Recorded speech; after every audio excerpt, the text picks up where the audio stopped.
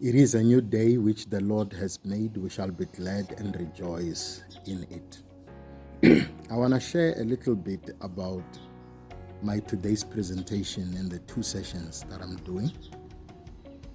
The theme of my presentation is the overarching principle of performance.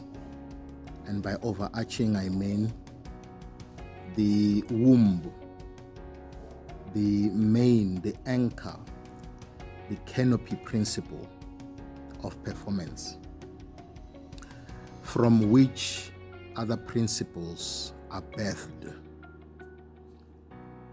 And this will be the principle of positivity. And you'll understand that in science, positivity is about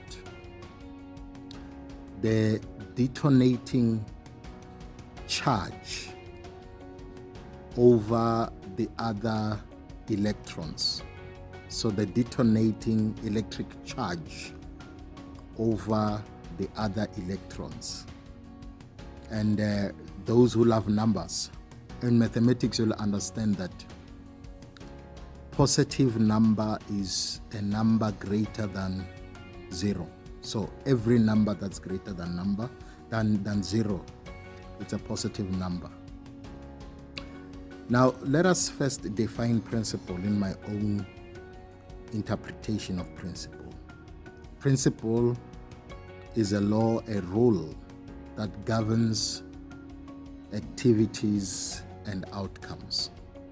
In other words, every facet, every space, every sphere has got activities and outcomes that are produced in that facet. So the process that governs the activities and outcomes, it's called principles. And unfortunately, it doesn't matter whether you like principles or you don't. They will still produce after your obedience or disobedience. So when you obey principles, they'll produce the outcomes of obedience. When you disobey principles, they'll produce the outcomes of disobedience. So principles don't like people who disobey. They are favorable and more friendly to people who obey the laws, the rules of the spaces they occupy or function from. Let's talk about the three progenies of the canopy principle of performance, which I've already mentioned that it's positivity. Number one progeny of the canopy principle is positive malperformance. And I'm taking this from commercial law principles on the concept of credit transactions. You'll understand that a credit transaction involves two or more performers, or the people who are required and expected to perform as per the agreement. So between a creditor and a debtor, the creditor has got his own performances to do, and the debtor has got his own performances to do.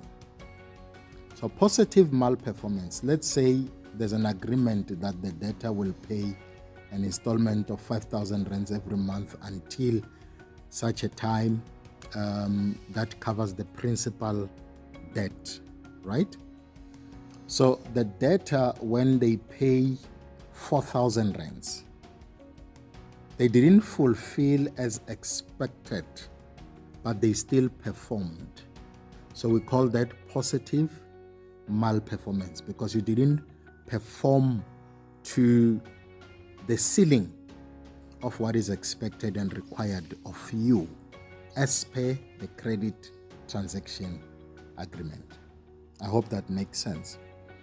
So in the context of a workplace environment, you'll find that there are people who are performing in every other area of expected performance.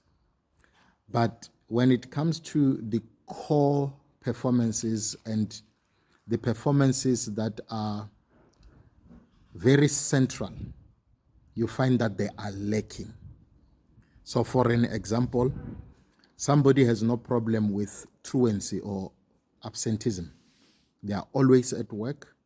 But when you judge the outcomes of their performance against their presence at work, the outcomes are not satisfactory. So that's positive malperformance. Number two, progeny, we're talking about positive attitude. Now, this one you will know that it's a determinant of whether you reach your destination or not, whether you materialize your vision or not, whether you materialize your dream or not, and whether you are able to work with others and harmoniously or not. Positive attitude is a determinant of that, and it becomes the substratum as well, like I always say, of pinnacle performance. And the third progeny would be assertive leadership, leading with confidence. Now, you can never lead with confidence unless you have assimilated knowledge that equips you, that capacitates you, that wires you with the much needed confidence to perform in the space where you are performing. So assertive leadership, it's all about confidence, not arrogance. So you are still, displaying confidence, but respectfully so, respecting everyone who does not achieve at the level you achieve. So the main competitor is yourself. You are not competing with others. That's assertive leadership. Leading in confidence also means you are able to share what you know, your experiences, and the information you have with your colleagues for the augmentation or proliferation of the institutional results or outcomes. So ponder upon what I've shared in the 7 minutes, and let me know what you think about it. Keep winning. God bless you.